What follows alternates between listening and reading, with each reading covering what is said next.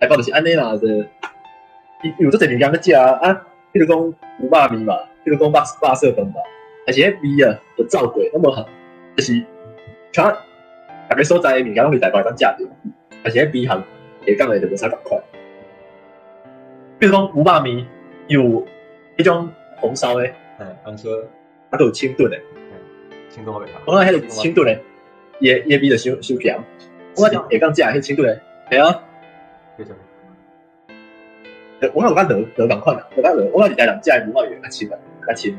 是啊。系啊，你感觉咧？台北的牛肉面和台南牛肉面差别？其实我认为台北的牛肉面其实袂歹食，我是讲和台北的别项物件比起来，就是我认为若是讲台北的别项物件和台南比起来，讲足歹食，台北的牛肉面比起来应该是可以，我认为啦。所以我其实迄阵也算真接食迄个牛肉面。哦。